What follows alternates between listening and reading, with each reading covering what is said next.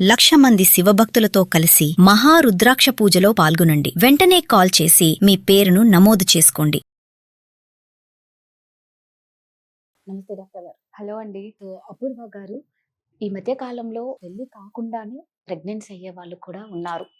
పాపం నిజంగా చెప్పాలి అంటే వాళ్ళు ఎలా ఇంట్లో వాళ్ళకు చెప్పాలో అర్థం కాదు. డాక్టర్ దగ్గరికి రావాలి అన్నా భయం. సో, ఈ భయంతో వాళ్ళు చేసే నిర్లక్ష్యం వల్ల వాళ్ళకి ఎలాంటి ప్రాబ్లమ్ ఉంటుంది? నిజంగా దాన్నింకా కొన్ని మంత్స్, ఇప్పుడు మీరు లాస్ట్ వీడియోలో కూడా అన్నారు 5 మంత్స్ అయిన తర్వాత మనం ఏం చెయ్యలేము అని చెప్పి. సో, మీ దగ్గరకొచ్చిన కేసెస్‌లో ఎలా ఉండేదండి? నా దగ్గరకొచ్చిన అమ్మాయి 18 ఇయర్ ఓల్డ్ అండి. తనకి ఇంతకు ముందు కూడా నాకు సర్ప్రైజింగ్ థింగ్ ఏంటంటే, ఇంతకు ముందు కూడా ఆ అమ్మాయి చాలా రిలేషన్‌షిప్స్‌లో ఉండింది. సో, తను పీరియడ్ స్కిప్ అయినంక చదువుకున్న అమ్మాయి తను. సో, ఈ మధ్య అమ్మాయిలందరూ చదువుకున్న వాళ్ళు స్మార్ట్‌గా ఉన్నారు. వాళ్ళు స్మార్ట్‌గా ఆలోచిస్తారు. పీరియడ్ స్కిప్ కాంగానే ప్రెగ్నెన్సీ టెస్ట్ తను మెడికల్ షాప్ నుండి కిట్ తెచ్చుకొని ఇంట్లో టెస్ట్ చేసుకొని పాజిటివ్ వచ్చినా కూడా ఎవ్వరికీ చెప్పలేదండి. తను చెప్పటానికి భయపడింది. ఇంట్లో వాళ్ళకి చెప్పే ధైర్యం లేదు. తన బాయ్ ఫ్రెండ్‌కి చెప్పుంటుంది. కానీ ఇద్దరు కలిసి గైనకాలజిస్ట్ దగ్గరికి వచ్చే ధైర్యం ధైర్యం లేదు. చేయలేకపోయారు. ఎందుకంటే అందరికీ తెలిసిపోద్దేమో, తర్వాత నా ఫ్యూచర్ ఏంటి? లైఫ్ ఏంటి? కానీ బేసిక్‌గా వాళ్ళకి ఇలాంటి ఆలోచన రాకుండా ఉండటానికి వాళ్ళు ఈ మధ్య చాలా వాటితో ఇన్‌ఫ్లూయెన్స్ అయిపోతున్నారండి. సోషల్ మీడియా కానీ, మల్టిపుల్ రిలేషన్స్ కానీ, లేదంటే ల్యాక్ ఆఫ్ సెక్స్ ఎడ్యుకేషన్. ఈ సెక్స్ ఎడ్యుకేషన్ అన్నది వాళ్ళు చాలా చిన్నగున్నప్పటి నుండే, అంటే 6 ఇయర్స్ ఓల్డ్ నుండే సెక్స్ ఎడ్యుకేట్ చేయమని చెప్తున్నారు. ఏజ్‌కి తగ్గట్టు పిల్లలు ఎలా పెరుగుతున్నారు, ఇంట్లో అట్మాస్ఫియర్, ఇవన్నీ కూడా చాలా ఇంపార్టెంట్.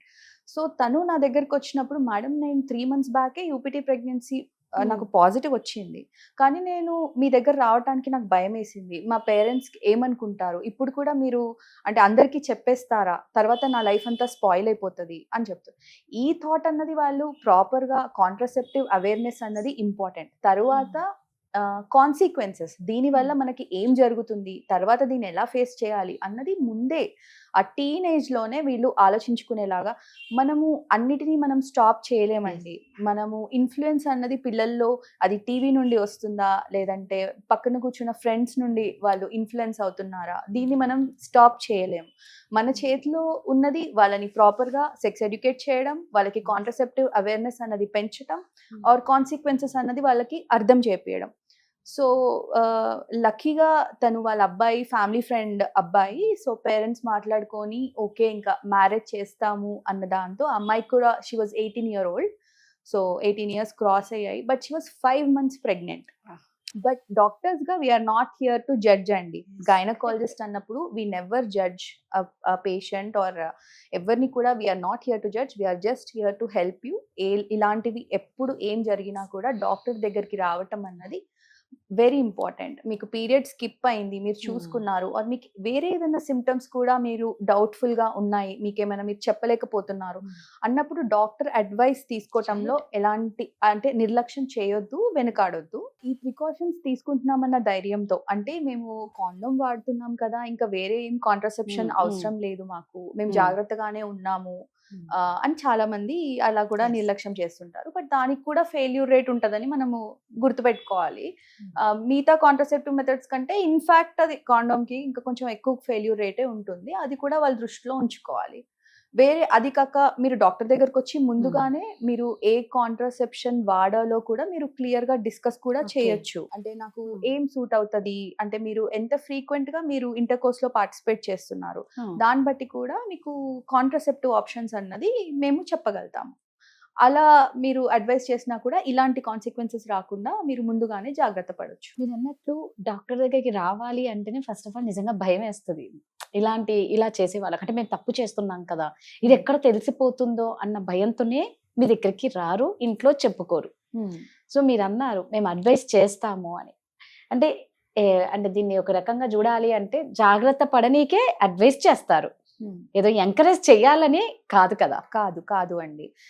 మనం చెప్పాను కదండి, మనం ఎంత చేసినా కొన్నిటిని మనం స్టాప్ చేయలేము. చేయలేము. Yes, ఖచ్చితంగా. చాలా మంది పేరెంట్స్‌కి పిల్లలు అలా ఇన్‌ఫ్లూయెన్స్ అవుతున్నారు అని కూడా మనకు తెలియకుండా ఉంటారు. Yes. పేరెంట్స్ అవగాహన లేకుండా ఉంటారు. బికాజ్ వాళ్ళు అన్ని పేరెంట్స్‌తో షేర్ చేసుకోకపోవచ్చు. సో వాళ్ళు ఒక పర్టికులర్ దీని వల్ల ఇన్ఫ్లుయెన్స్ అయ్యారు, ఒక మూవీ వల్ల ఇన్ఫ్లుయెన్స్ అయ్యారు అన్నది మనం చెప్పలేము.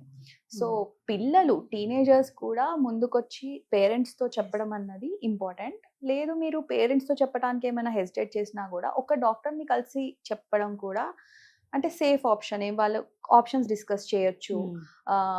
మరి మీకు అంటే డాక్టర్ ఎప్పుడు కూడా మీరు ఇది చేయాలి, మీరు చేయొద్దు అని వి డోంట్ జడ్జ్ అండి. సో మీరు చేసేదాన్ని బట్టి ఇలా చేస్తే మీరు బెటర్, ఈ కాన్సిక్వెన్సెస్ రాకుండా ఉంటాయి అని చెప్పగలుగుతాం కాబట్టి that's a better option. So నిజంగా అండి ఈ డాక్టర్ని కంపల్సరీ అంటున్నారు కదా మేము అడ్వైస్ ఇస్తాము అని చెప్పి, బట్ మనం భయపడి అదే అంటారు చూడండి, కక్కొచ్చినా కళ్యాణం వచ్చినా ఆగదు అంటారు. ఎంత భయంతో దాచినా దాన్ని ఏం చేయలేం కదా, హైట్ చెయ్యలేము. సో మనసు పెరిగే కొద్దీ రిస్క్ ఎక్కువ.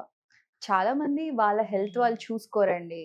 ఒక మదర్ అన్నది ఫ్యామిలీని అంతా ముందు పెట్టి తను చివర్లో తను అంటే వాళ్ళ ఫాదర్ ఇన్ లాని చూసుకుంటారు, వాళ్ళ మామయ్య, ఆ ఇంట్లో అత్తమ్మ అందరికీ ఇంపార్టెన్స్ ఇస్తూ ఉంటారు. పిల్లలకి వాళ్ళ హెల్త్ అన్నది చాలా లాస్ట్ లో చూసుకుంటారు.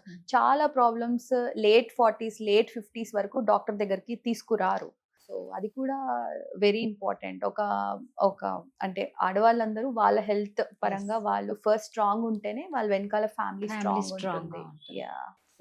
థ్యాంక్ యూ అండి. థ్యాంక్ యూ అండి.